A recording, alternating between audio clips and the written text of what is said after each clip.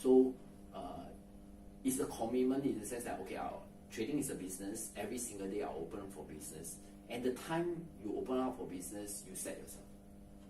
Okay, you know your own routine, because everyone's routine will be different. Yeah. Okay, this is timing. I'll set aside that what time to what time is my business opening up, and I will do nothing else. Right.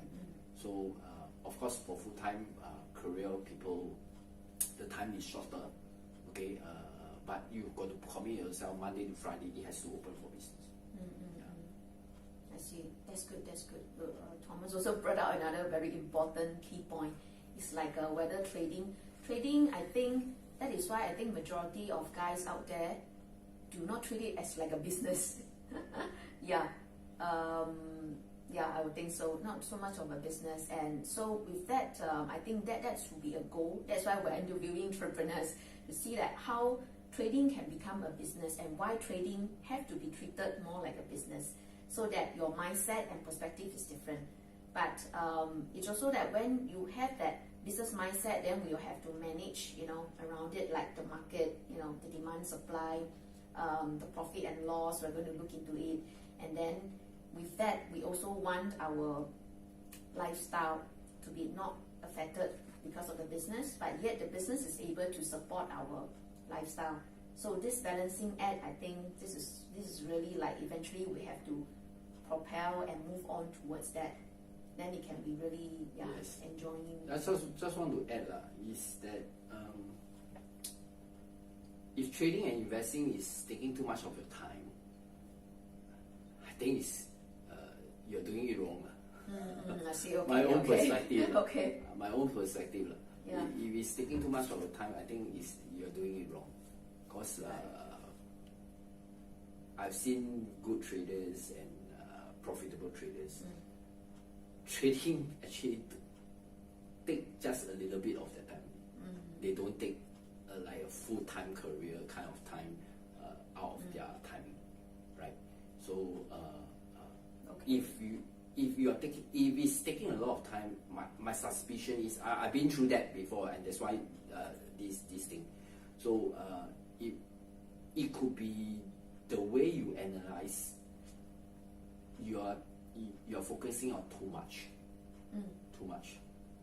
Not say too much is good or bad, but when we got to understand that analysis will never be complete. Will never be complete. Because for fundamental guys, you look at the company, you want to buy the stock. Okay, company is good, numbers are good, right? Then you say, what industry is this company in? Because if the company is good, the industry is bad, it may lose money, right? So if the company is good, industry is good, okay, I buy, right? But after you analyze, the industry is good, then you ask yourself, is the economy good? Because if the economy is not good, the industry will not do well, and the company will be bad. And you keep on doing that, then eventually you say, the economy is good, the industry is good, the company is good, I should buy. But no, I want to analyze more. What if the global economy is no good? Right. If the global economy is no good, then you will affect the country's economy and also affect the industry and also affect the. I'm just giving a very illustration here. I'm just getting to the point that analysis will never be complete. Our point here is not to analyze to be complete. Our point here, which is very key, is that we want to analyze to come to a decision to trade. That's it. It don't have to be complete. And a lot of people out there think, my analysis have to be complete so that my results will be good. It has no relations to your results, whether your analysis is complete or not. Okay. Yeah. Yes. So they got to come to that understanding. Yeah. Okay. A lot to take, but eventually you have to come, a lot to take in, but eventually you have to come to this understanding that analysis will never be complete, so you don't have to try to analyze more, because it's not going to help. Okay, you just analyze enough to come to a decision, and through time, based on such a approach, will generate consistent results and positive results. Yeah. Yes. Okay. Cool. So would that is there any reason why you also become a guru, a trainer, or rather a coach? I decided to start in 2013. Okay, I decided to start in 2013 to coach people because a lot of people in 2012, 2013 keep seeing my posts on my results on social media and things like that. They keep asking me how to do it and teach them and things like that.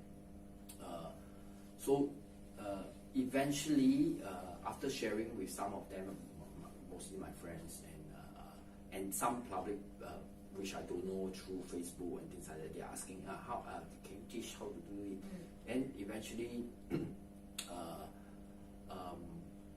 I decided to do it in 2013 mainly because I saw people, not because people are asking me, but because I saw that a lot of people is going through the path that I went through, 13 years of losses, okay, not bad results, and they are also going through some of the phases in my trading journey, which I know that can be avoided, and the painful experiences that I experienced before, they can avoid it, okay, like over trading, not having a system, not having a strategy, trading more safely, and the key thing is trading more safely and not to over trade and bust your account.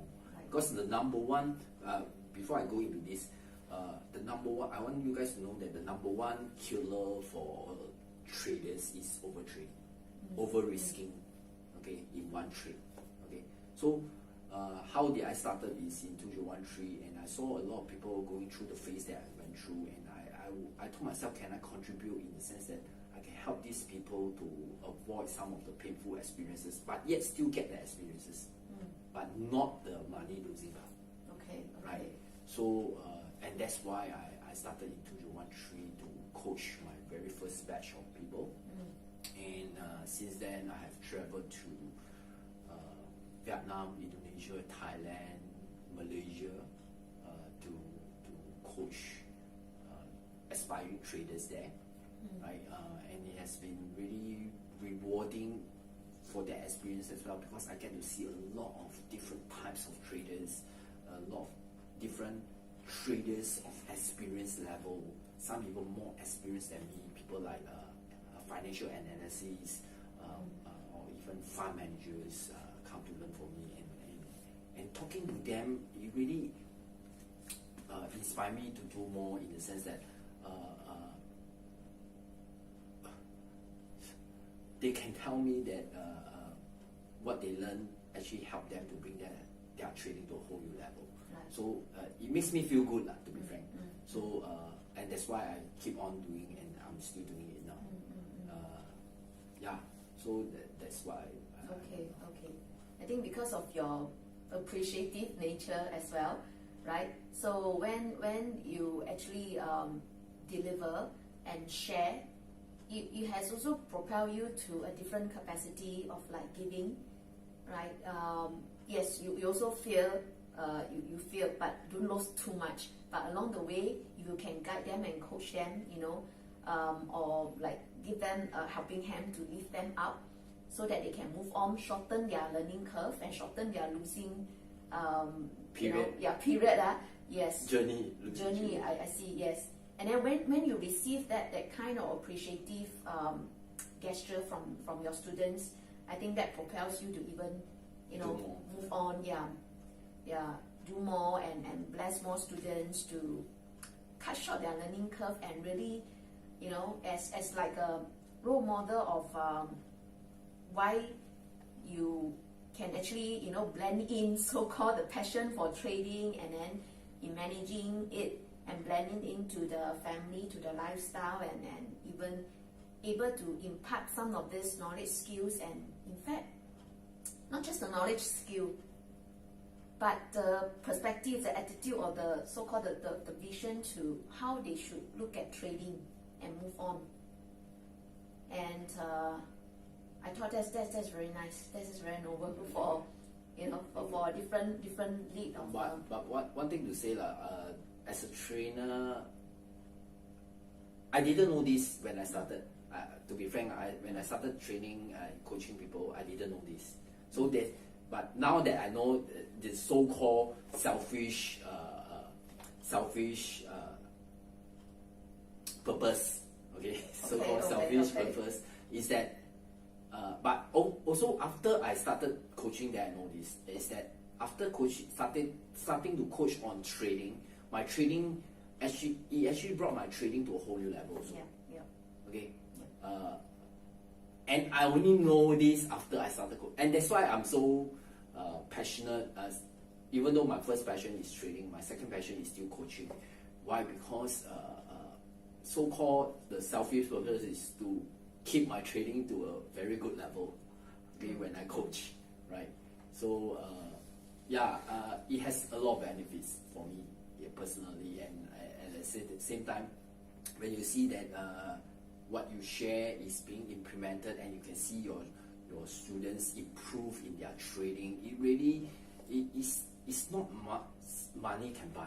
Yes, you know, yes. it's the kind of feeling that you will get when it happens. So it's pretty rewarding. Yeah. I think it's not just too much of the selfish, like that term. I would think so, but it's very much of like you give, you will receive, and it's that very good positive exchange that you realize that okay, you want to bring out the best to help the students, so that you in a way have to then elevate to the next level, to how you look at the markets and how you can really impart your new perspective to bring up the students together, and that propels you to go there. So it becomes like a very good energy exchange that maybe that's true. So being appreciative is that okay, I'm going to do more to help you guys, and then I receive that okay acknowledgement. Thank you, teacher. The coach. That wow. So that becomes a really good energy exchange, which is like not too much of but selfish for your group of, I think yes, for the group of the students or members that you have, right? So now you know that if you want to mirror, the desired trader or the lifestyle that you think a trader that you aspire to lead the correct lifestyle, not the stressful one, not a losing one, but something that actually move you towards the next level, where trading is also reflected in your life, how you lead your life, how you lead your trading, and I suppose you know who you can look up to model or to mirror. I think thank you so much, Thomas, for really sharing, very insightful, that we know more about actually the real secrets. Perhaps the strategies and all that, so your coaching and all that, probably 50%. But the other 50% is that I think I really appreciate the kind of energy that you actually brought and inculcate to your group of students, that they can be independent, and it's how they really lead that and see their trades and the markets and how they lead their lifestyle, and balancing it, and you become their role model that they want to model. So I think that is really beneficial for the community out there. Thank you so much. Thank you for having me also. Yes. Thank you so much. Thank you. Thanks. Okay. Subscribe to our YouTube channel and click the bell reminder so you won't miss any special monetization opportunities. Go follow now.